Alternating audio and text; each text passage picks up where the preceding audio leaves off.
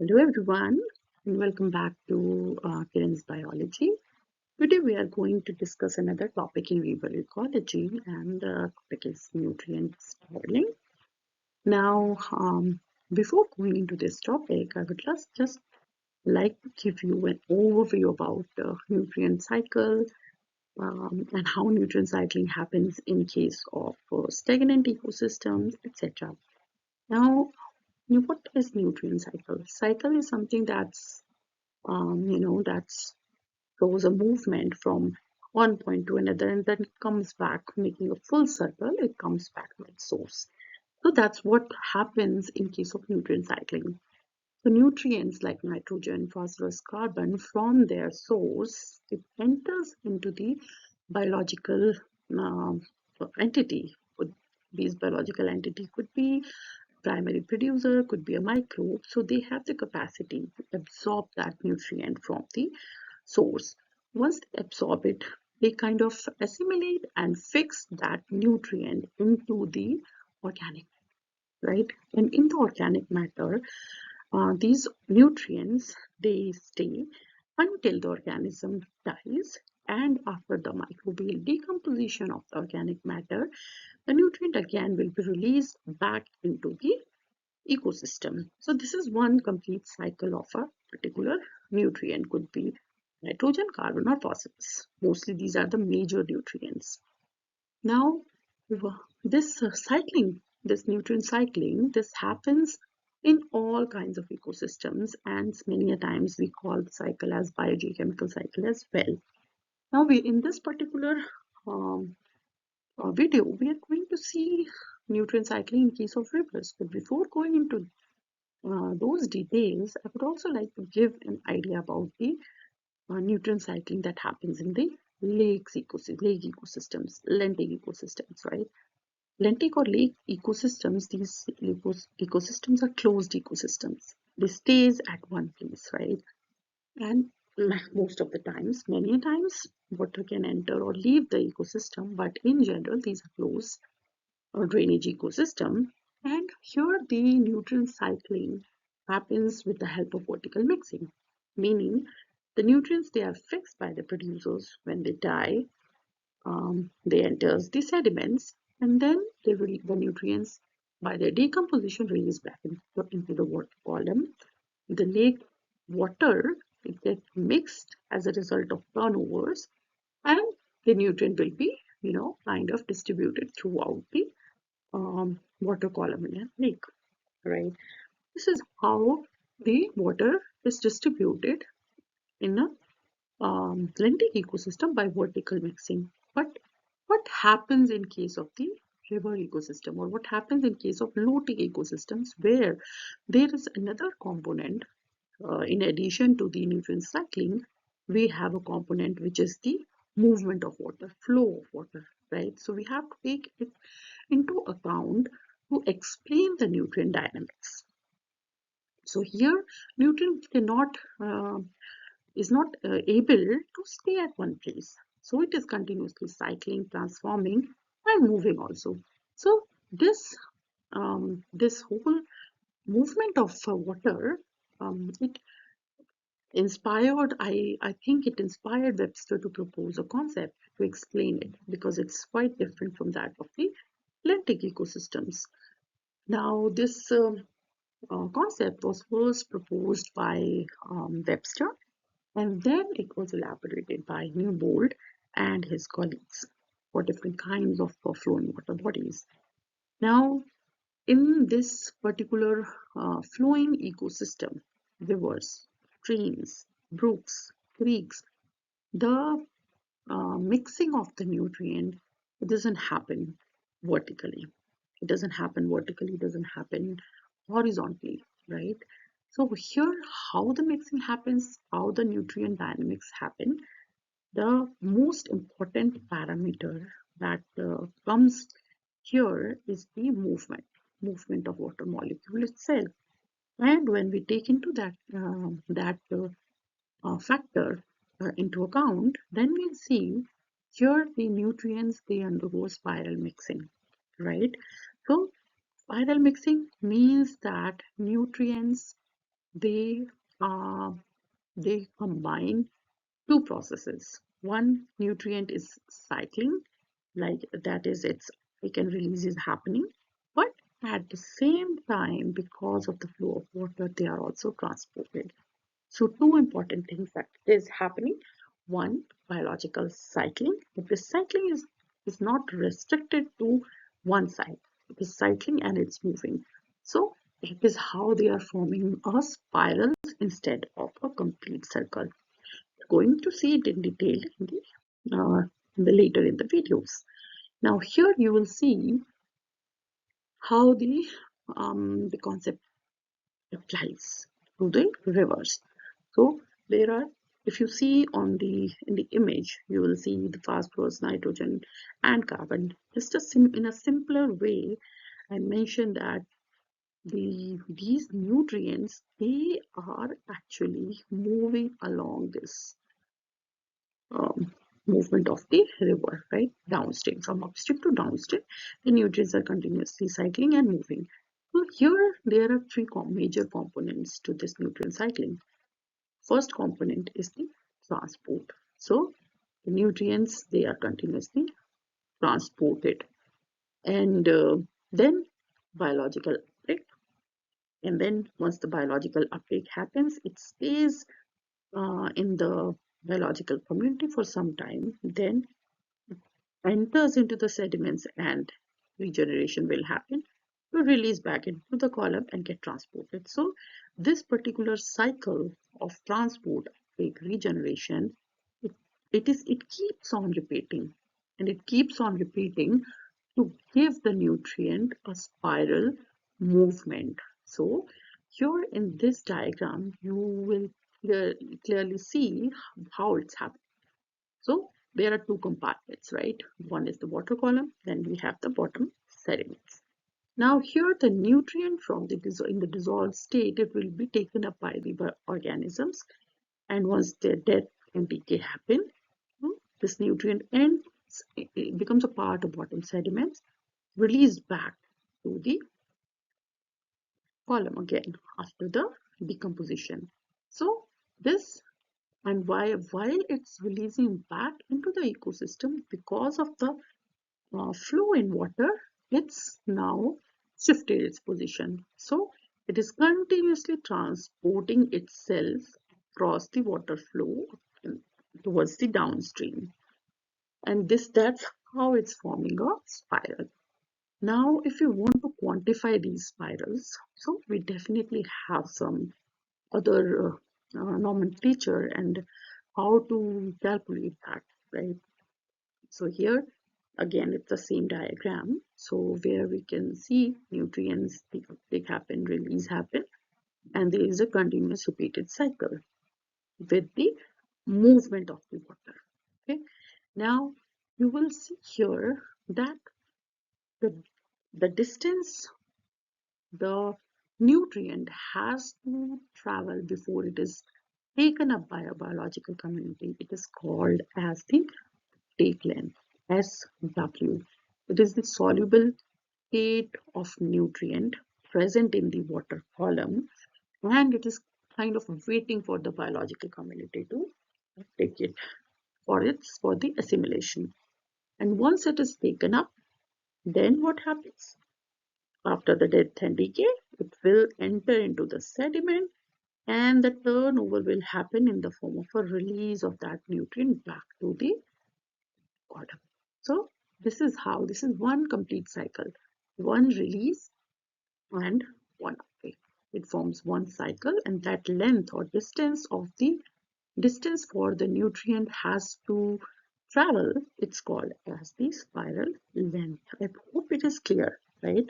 So spiral length, what is spiral length? It is the distance which a nutrient has to travel for its take and release back. So to complete one cycle. And it has two components in it. One is the take length and the other one is the turnover length.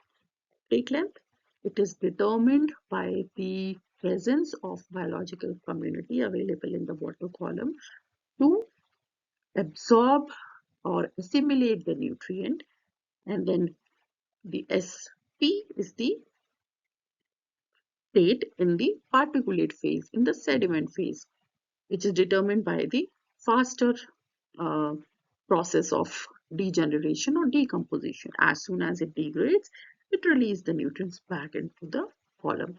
So this is how the nutrient spiraling concept it works. Smaller the spirals, these one spiral, if these are smaller or tightly packed, then the system is more efficient for nutrient uptake as well as nutrient release. Now we are going to see how these spirals they vary along the different zones of a river. So in the river continuum concept, which is a separate video I have uploaded on my channel, that shows us that a river it's a continuous ecosystem from its headwater to its mouth region, and then we have different zones based on the different physical and chemical characteristics they have. So here, if we compare all those three zones, where one is the headwater zone which has the low order streams, then the transitional zone which has the mid order or medium streams, then the last stretch will be the where the larger rivers. So in all these three sections of the otic ecosystem, the length of the spiral, it varies, it differs, right? So here, what it means, I'm going to elaborate on that. So if you see in the headwater zone, in this headwater zone, these spirals, they are tightly packed, meaning the nutrient retention is high. As soon as the nutrient leaves the sediment, it will be taken up by the organism. Okay, and then it completes the cycle, life cycle, and again it enters into the sediment in the form of dead and decay matter. So the nutrient retention as well as nutrient cycling, it's happening very fast at a faster rate, making these spirals come together. They are tightly packed and highly efficient. Now, when it enters into a middle order streams, in the medium streams, the primary productivity was increases and the water volume increases.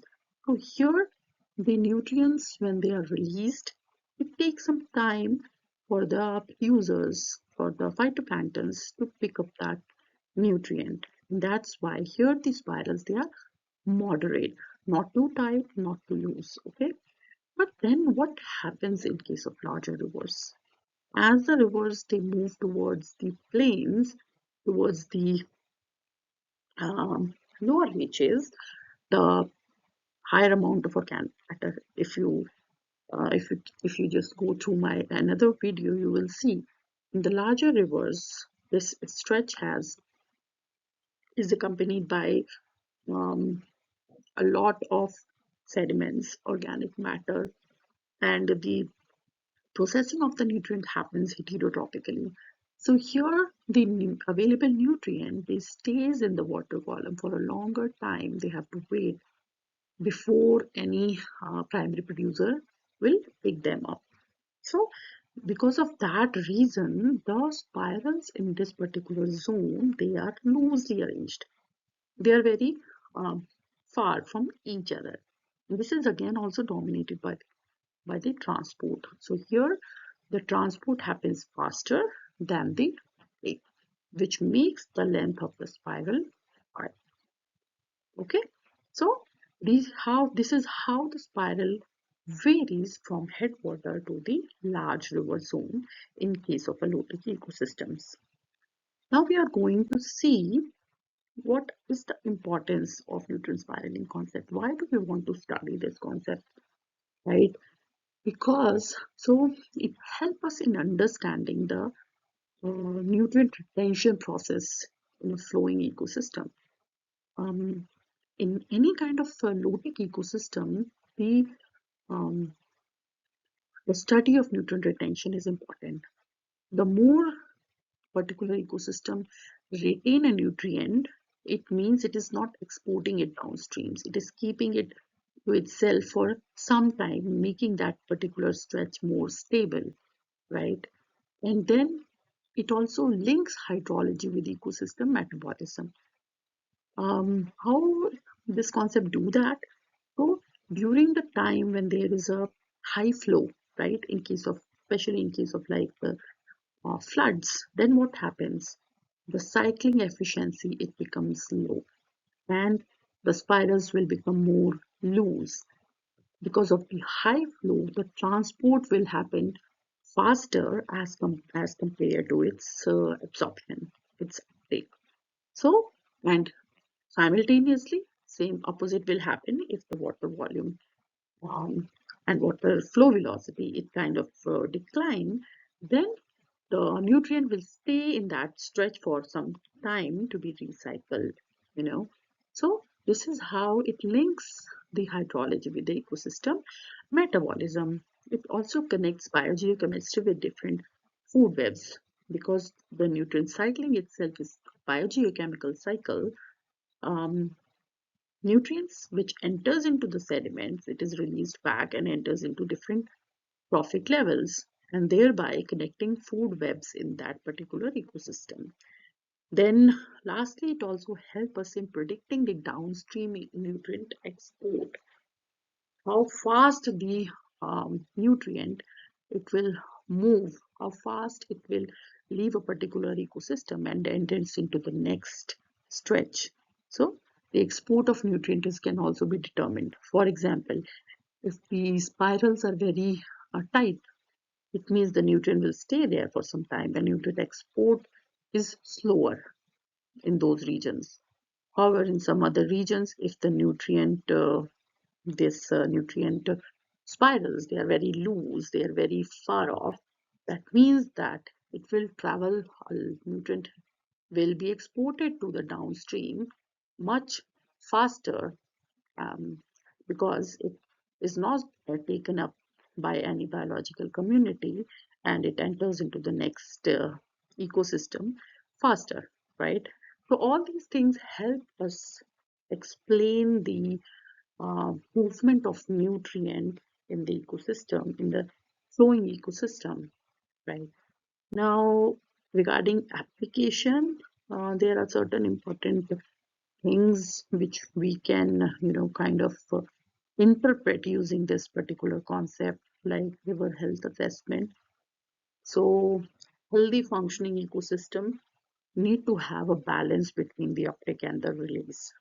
Okay, so if there is a short uptake length, means that the organisms are available to pick up the nutrient immediately released from the sediment, then it means it's a healthy functioning ecosystem. There is a very nice balance between the nutrient release and the uptake. If the balance is disturbed somehow, if there are more nutrients released and not much community to absorb that, it means that that nutrient is going to increase and accumulate in the ecosystem, making it more eutrophic, high nutrient rich, right? So that is not healthy. Then the same concept is applicable um, in monitoring nutrient pollution. Excess nitrogen phosphorus ratio, it alters the spiral dynamics. So if we study the spiral dynamics in a particular river, and if it changed, we can relate it with a change in the ratio of the major nutrients. Then if you want to do a riparian restoration or re-meandering of a river, then also this particular concept, it is very helpful. It predicts nutrient loading in the reservoirs, how the nutrient is getting exported, and if we create a reservoir, how it's going to impact. So this also can be deduced with the help of nutrient spiraling concept. So I think with that, this concept is complete. But yeah, in case of any questions, do let me know in the comment section. And yeah, bye bye for now. Thank you.